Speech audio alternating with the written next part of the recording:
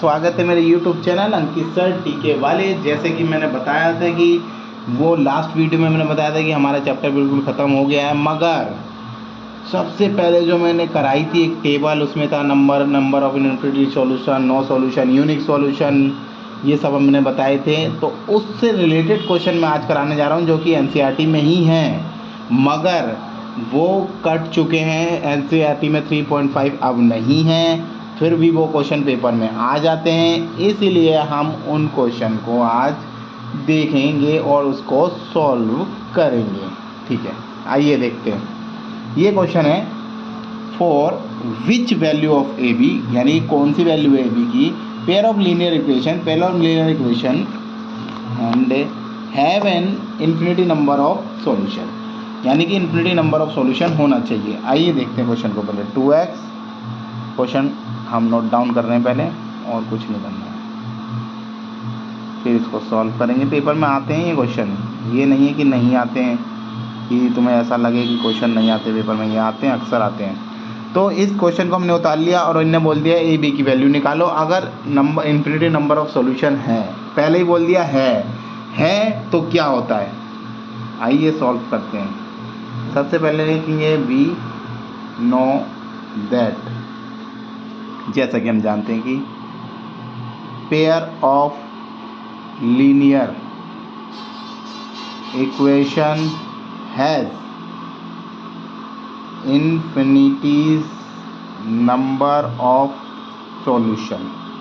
Infinity number of solution कब होता है, ये सिचुएशन मैंने सबसे पहले वीडियो यही बनाई थी टेबल की।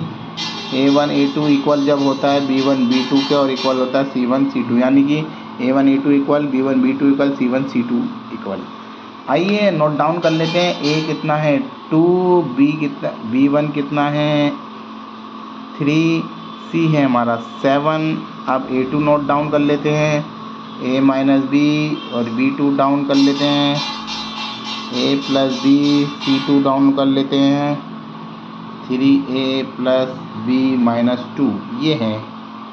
अब हम इसमें पुटअप कर रहे हैं, A minus B, 3A plus B equal to 7, 3A plus B minus 2, ये हमने रख दिए हैं वैल्यू।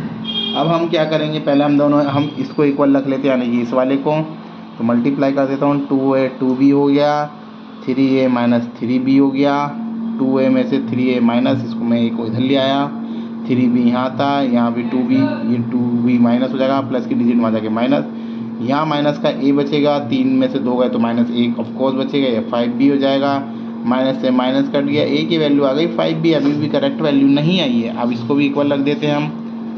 इस पोर्शन को यहाँ से देखते हैं, 3 3 जा 9A, 3B, 3 2 जा 6, और 7A और 7B। ठीक है, अभी भी हम सॉल्व करते हैं। 7A को इधर ले आएंगे, डिजिट को अलग अलग कर लेते हैं, और ये 6 को भी मैं इधर ही ले आया, माइनस का 6 प्लस का 6 हो गया। 9 में से 7 गए तो 2A बचता है, और 7 में से 3 गए तो 4B बचेगा, और प्लस 6। A की वैल्यू हम निकाल रहे हैं, A की वैल्यू निकालने की हमें ज़रूरत नहीं है। अब मैं A की वैल्यू 5B रख देता हूँ यहाँ, ठीक है, 2 और A की जगह मैं 5B रख रहा हूँ, ठीक है, ताकि B फाइंड आउट हो जाए। तो ये हो गया 5 2 जा 10B, और ये 4B इधर माइनस ले आया मैं, 6 बचेगा, 10 में से 4 गए 6B बचा, इक्वल टू 6 हो जाएगा। तो B की वैल्यू आ जाएगी 6 divide by 6, B value equal to 1। B की वैल्यू 1 आ गई। अब A निकालने के लिए हमें 5B है, A इक्वल टू 5, और B की वैल्यू 1 है, और A आ गया हमारा 5। तो बच्चों ये क्वेश्चन बहुत इंपॉर्टेंट है, इसे अच्छे से करना। अगर नहीं समझ में आया तो कमेंट में बताना मुझे, लाइक कीजिए, सब्सक्राइब कीजिए।